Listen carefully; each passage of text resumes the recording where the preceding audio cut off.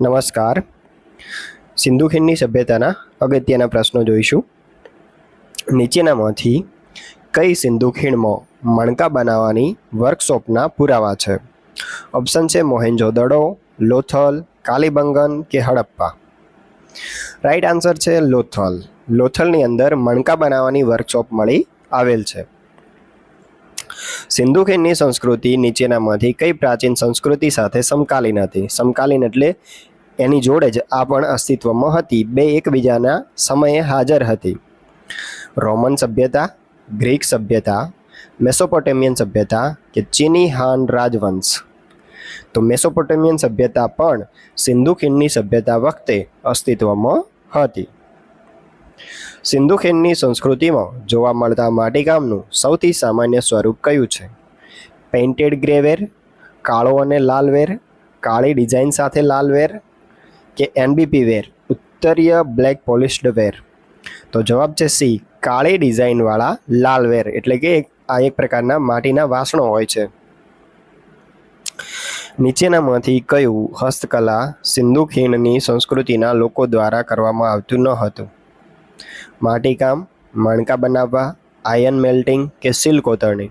તો આપણને ખબર છે કે આયર્ન મેલ્ટિંગ નહીં આવે, કારણ કે લોખંડથી આ લોકો અપરિચિત હતા. સિંધુ ખીણની સંસ્કૃતિનું કયું સ્થળ તેના અદ્યતન ડોકયાર્ડ અને દરિયાઈ વેપારના પુરાવા માટે જાણીતું છે? હડપ્પા, લોથલ, ધોળાવીરા કે મોહેન્જો-દડો. તો સાચો જવાબ છે લોથલ, કે જ્યાંથી ડોકયાર્ડ આપણને મળી આવ્યું છે. સિંધુ ખીણની સંસ્કૃતિની દફન પ્રથા કઈ માન્યતા સૂચવે છે? પુનર્જન્મ, પછીનું જીવન, અગ્નિ સંસ્કાર કે પશુ બલિદાન. તો પછીનું જીવન, મૃત્યુ પછીનું જીવન. સિંધુ ખીણની સંસ્કૃતિના પતન માટે કયું મુખ્ય પરિબળ હતું? આર્યોનું આક્રમણ, કુદરતી આફતો, પૂર અને ધરતીકંપ, રોગચાળો ફાટી નીકળવો, મેસોપોટેમિયાના વેપાર સાથે ઘટાડો. કુદરતી આફત, પૂર અને ધરતીકંપને સૌથી મુખ્ય પરિબળ માનવામાં આવે છે સિંધુ ખીણની સભ્યતાનું પતન થવા માટે. નીચેનામાંથી કઈ વસ્તુઓ સિંધુ ખીણની સંસ્કૃતિના સ્થળોમાં મળી નથી? ભૌમિતિક ડિઝાઇન સાથે માટીકામ, કાંસાની મૂર્તિ, લોખંડના શસ્ત્રો કે સ્ટેટાઇટ સેલ. તો જવાબ છે લોખંડના શસ્ત્રો. નીચેનામાંથી કયો વ્યવસાય સિંધુ ખીણની સંસ્કૃતિના લોકો દ્વારા સામાન્ય રીતે કરવામાં આવતો ન હતો? ખેતી, વેપાર, મેટલ વર્કિંગ, લેખન. તો લેખન. લિપિ અસ્પષ્ટ છે અને ઔપચારિક વ્યવસાય તરીકે વ્યાપક લેખનનો કોઈ સ્પષ્ટ પુરાવો નથી.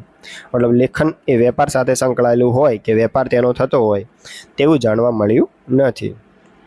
સિંધુ ખીણના શહેરમાં આવેલ સિટાડેલનો ઉપયોગ સામાન્ય રીતે આ માટે કરવામાં આવતો હતો: સામાન્ય લોકો માટે આવાસ, લશ્કરી બેરેક, વહીવટી અને ઔપચારિક હેતુ, ઔદ્યોગિક પ્રવૃત્તિ.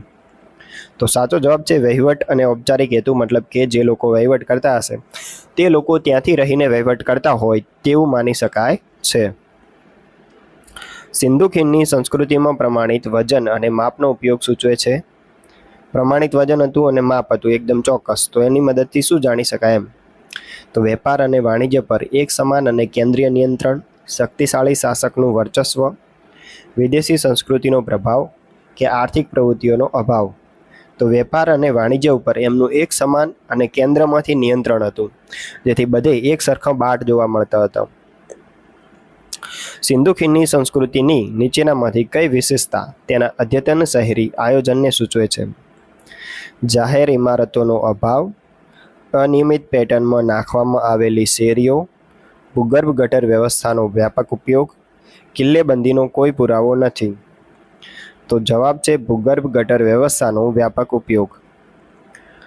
અગ્નિપૂજા, અગ્નિવેદીનો પુરાવો મુખ્યત્વે કઈ સિંધુ ખીણની જગ્યા સાથે સંકળાયેલ છે? હડપ્પા, મોહેન્જો-દડો, કાલીબંગન કે લોથલ. તો સાચો જવાબ છે કાલીબંગન. સિંધુ ખીણની સંસ્કૃતિના વેપાર અંગે કયું સાચું છે? તે માત્ર અંતરિયાળ પ્રદેશો પૂરતું સીમિત હતું. તેઓ મુખ્યત્વે સોના અને ચાંદી જેવા લક્ઝુરિયસ વસ્તુઓનો વેપાર કરતા હતા. તેઓ મેસોપોટેમિયા અને મધ્ય એશિયા સહિત દૂરના પ્રદેશો સાથે વેપાર કરતા હતા. શાસક વર્ગ દ્વારા સંસાધનો પર નિયંત્રણ જાળવવા માટે વેપારને નિરાશ કરવામાં આવ્યો હતો? તો સાચો જવાબ છે સી, મેસોપોટેમિયા અને મધ્ય એશિયા સહિતના દૂરના પ્રદેશો સાથે વેપાર કરતા હતા.